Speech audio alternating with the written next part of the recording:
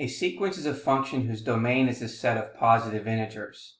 A finite sequence is a sequence whose domain consists of only the first n positive integers. The numbers in the sequence are called terms. The variable a with a number subscript is used to represent the terms in the sequence and to indicate the position of the term in the sequence.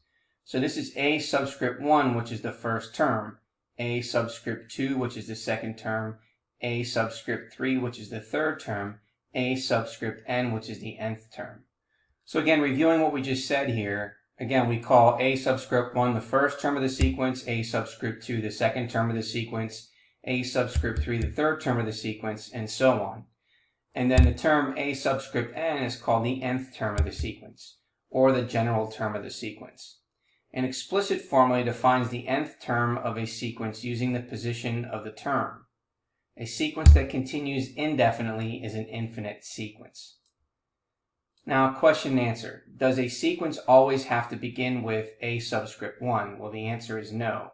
In certain problems, it may be useful to define the initial term as a subscript 0 instead of a subscript 1. And in these problems, the domain of the function includes 0. Now, if we're given an explicit formula, we want to be able to write the first n terms of a sequence. Step number 1, we're going to substitute each value of n into the formula. We begin with n is equal to 1 to find the first term, a subscript 1. To find the second term, a subscript 2, we're going to use n is equal to 2. And then we're going to continue in the same manner until you have identified all n terms. So for example number 1, we're writing the terms of a sequence defined by an explicit formula.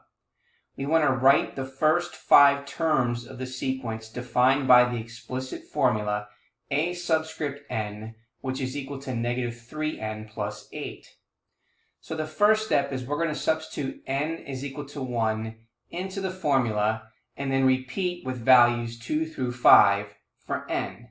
So again, our formula, our explicit formula is a subscript n, which is equal to negative 3n plus 8. So when n is equal to 1, that's going to be our first term, a subscript 1. And it's going to equal, we're going to use the formula, negative 3, and we're plugging 1 in for n. So it's negative 3 times 1 plus 5, which gives us plus 8, which is equal to 5. Our second term, n is equal to 2, becomes a subscript 2. And therefore, this becomes negative 3 times 2 plus 8. Well, negative 3 times 2 is negative 6, plus 8 gives us positive 2. The third term, when n is equal to 3, gives us a subscript 3, which is equal to negative 3 times 3, which is negative 9, plus 8, which is equal to negative 1. When n is equal to 4, we have a subscript 4, and therefore that's equal to negative 3 times 4, which is negative 12, plus 8 gives us negative 4. And when n is equal to 5, we have a subscript 5, which is equal to negative 3 times 5, which is negative 15, plus 8, which is negative 7. So if you notice here, this is n is equal to 1 to 5, and therefore these are our first 5 terms, 5, 2, negative 1, negative 4, and negative 7. So the answer for part 2 is the first 5 terms are, in braces, 5, 2, negative 1, negative 4, negative 7. Now, looking at this in an analysis form, the sequence values can be listed in a table. A table such as table 3 is a convenient way to input the function into a graphing utility.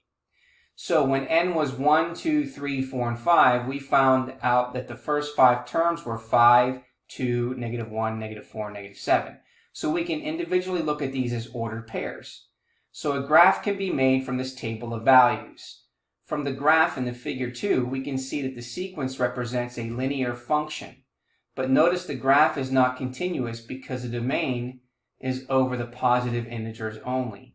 So here's our first order pair, 1, 5, and then 2, 2, 3, negative 1, 4, negative 4, and then 5, negative 7.